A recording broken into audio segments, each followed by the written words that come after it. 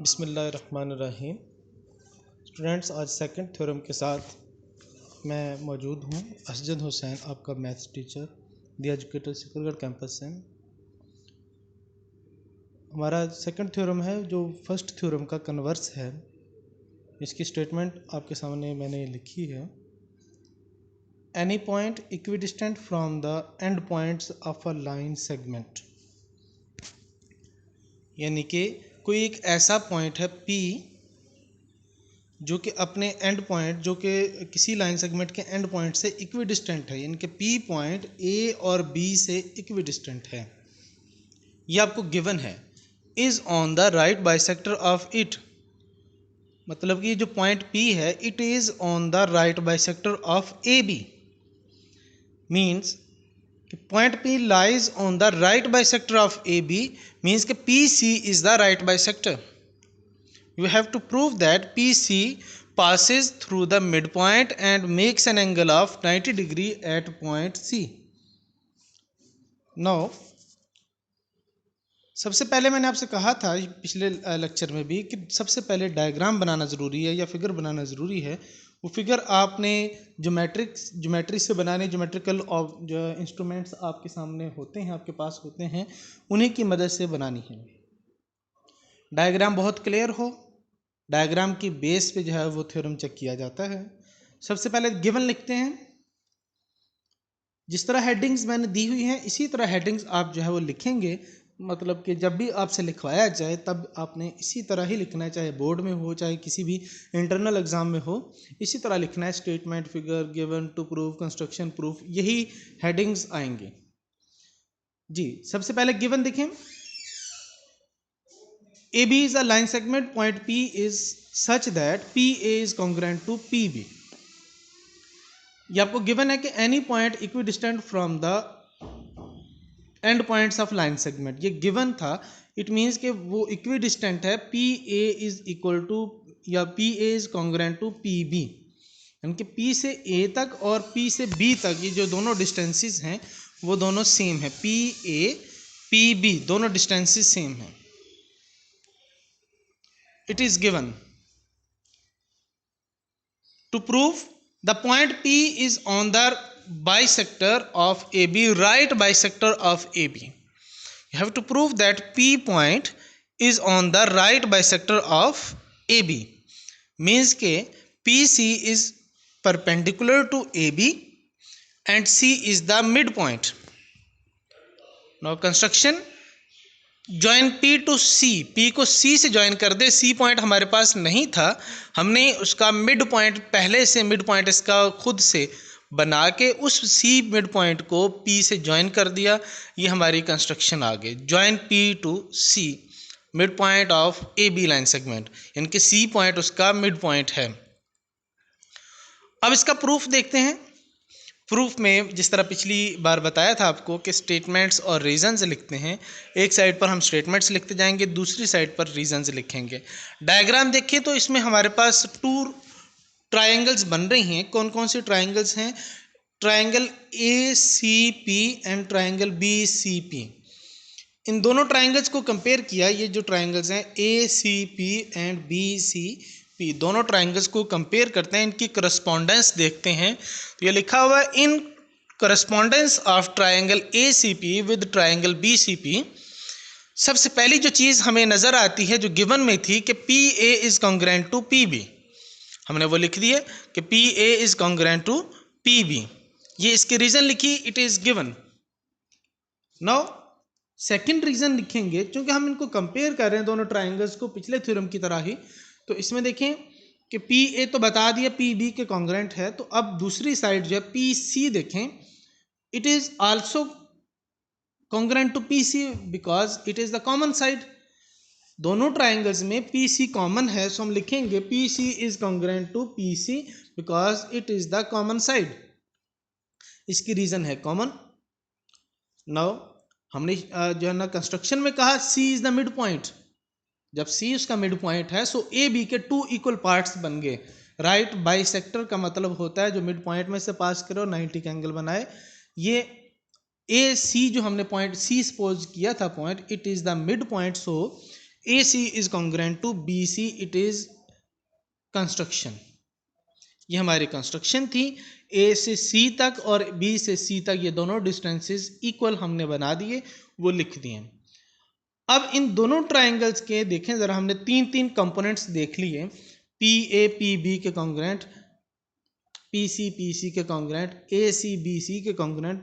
It means कि पहले triangle के तीन कंपोनेंट्स दूसरी ट्राइंगल के तीन कंपोनेंट्स के इक्वल हो गए, कॉन्ग्रुएंट हैं, तो हम कह सकते हैं कि ये दोनों ट्राइंगल्स आपस में कॉन्ग्रुएंट हैं। पिछले लेक्चर में भी बताया था कि जिस तरह टू रूम्स को हम कंपेयर करते हैं, टू एडजेसेंट रूम्स को कंपेयर करते हैं, जब उनकी लेंथ के इक्वल हो, हाइट के इक्वल हो, विड्थ के इक्वल हो, तो इसका मतलब होता है कि वो दोनों रूम्स इक्वल हैं।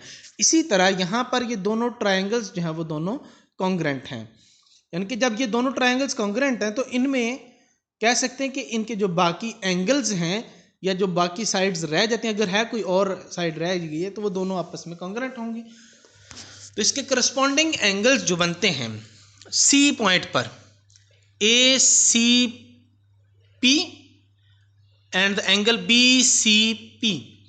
C पॉइंट पर दो एंगल बन रहे हैं, ACP और BCP, ये दोनों एंगल्स कॉन्ग्रुएंट होंगे। हमने कह दिया कि ये दोनों ट्राइंगल्स अगर कॉन्ग्रुएंट हैं साइड पोस्टुलेट से, कि तीनों साइड एक ट्राइंगल की दूसरी ट्राइंगल की तीनों साइड्स के कॉन्ग्रुएंट हैं, सो दोनों ट्राइंगल्स जो हैं वो आपस में इनकी कॉन्ग्रुएंसी हो जाती है, they are congruent to each other. Now हमने कह दिया कि अगर वो ट्राइंगल्स कॉन्ग्रुएंट हो तो उनकी करस्पॉन्डिंग एंगल्स भी कॉन्ग्रुएंट होंगे, यानी कि angle ACP is congruent to angle BCP, यानी कि corresponding angles of congruent triangles. हमने इसको 1 का नाम दे दिया क्योंकि हम इसमें आगे जो है प्रूव करना चाहते हैं कि वो परपेंडिकुलर है, PC परपेंडिकुलर है, उसी को प्रूव करना है। सो हमने इसको 1 का नाम दे दिया, हमारे फर्दर जो है वो वर्क के लिए काम आएगी। बट अब ज़रा दोबारा डायग्राम पे आ जाएं। डायग्राम देखें ज़रा। AB एक स्ट्रेट लाइन है, A से B तक एक स्ट्रेट लाइन है। यहाँ से देखिए AB स्ट्रेट लाइन है। जब स्ट्रेट लाइन पर पॉइंट C है, ये तीनों कोलिनियर पॉइंट्स हैं, इनके एक ही लाइन पर लाई करते हैं, तो C पॉइंट पर जो एंगल बनेगा, टोटल एंगल AB तक या ACB जो एंगल है वो टोटल 180 डिग्री है, because it is a straight line. तो ये जो स्ट्रेट एंगल है 180, इसके हमने 2 पार्ट्स कर दिए, ACP और BCP। कौन कौन से पार्ट्स हो गए इसके भाई? ACP और BCP इस एंगल के। तो इस एंगल को 2 पार्ट्स में हमने डिवाइड किया, यानी कि दोनों को सम करें तो टोटल एंगल बनता है। यानी कि यहाँ पर देखें कि angle ACP plus angle BCP is equal to 180 degree, because they are the supplementary angles. इनको सप्लीमेंट्री एंगल्स कहते हैं, ऐसे एंगल्स जिनका सम 180 के इक्वल होता है। ऐसे 2 एंगल्स जिनका सम 180 के इक्वल हो उनको सप्लीमेंट्री एंगल्स कहा जाता है। ये दोनों एंगल्स सप्लीमेंट्री एंगल्स हैं। हमने कहा था शुरू में, यहाँ पे ये प्रूव किया था 1 में, कि ये दोनों एंगल्स कॉन्ग्रुएंट भी हैं। जब 180 दोनों मिलकर 180 बना रहे हैं, इट मीन्स कि दोनों 90 के हैं। फ्रॉम 1 and 2 हमने ये दोनों इसकी रीजन लिख दी। फ्रॉम 1 and 2 हम लिख सकते हैं देयरफॉर, ये जो सिंबल है 3 डॉट्स वाला, इसका मतलब है therefore measurement angle ACP is equal to measurement angle BCP, दोनों किसके इक्वल हो गए? 90 डिग्री के।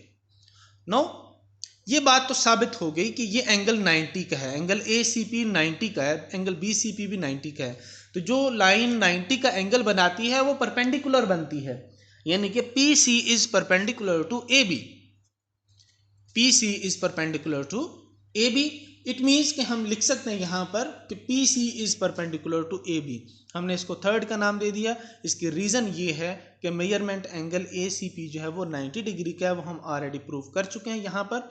सो दूसरी बात, also CA is congruent to CB, यानी कि AC is congruent to BC, वो भी पहले बता दिया हमने, क्योंकि C पॉइंट जो है वो मिड पॉइंट खुद से सपोज किया था हमने। तो ये दोनों चीज़ें, कंडीशन जो है दोनों वो फुलफिल हो गई हैं। राइट बाइसेक्टर की 2 कंडीशंस होती हैं। राइट बाइसेक्टर का मतलब होता है कि ऐसी लाइन जो मिड पॉइंट में से पास करे, यानी कि लाइन सेगमेंट को 2 इक्वल पार्ट्स में डिवाइड करे, and makes an angle of 90 degree, और दूसरा जो है एंगल कौन सा बनाती है 90 डिग्री का। सो यहाँ पर हमने देखा दोनों चीजें साबित हो गई कि वो परपेंडिकुलर भी है पीसी, और जो पॉइंट है सी वो उसका मिड पॉइंट भी है, तो वो मिड पॉइंट में से पास करने के साथ साथ एंगल भी 90 का बना रही है। So P C is the right bisector of A B. हम कह सकते हैं कि ये जो थर्ड और फोर्थ पॉइंट ये वाला होगा, फोर्थ पॉइंट ये, इन दोनों से हम कह सकते हैं कि P C is a right bisector of A B, that is the point P is on the right bisector of A B. जब हमने कहा यहाँ पर कि पी सी उसका राइट बाइसेक्टर है, राइट बाइसेक्टर मीन्स कि 90 का एंगल बना रहा है और मिड पॉइंट में से पास कर रहा है, जब वो राइट बाइसेक्टर है तो लाजमी बात है कि पी पॉइंट जो है वो उसके ऊपर लाई करता है। So point P is on the right bisector of A B. यही हमने शुरू में प्रूव करना था कि any point equidistant from the end points of a line segment, यानी कि कोई एक ऐसा पॉइंट है पी जो ए और बी से इक्विडिस्टेंट है, जिनका फासला बराबर है। P A is equal to P B या P A is congruent to P B, ये गिवन था।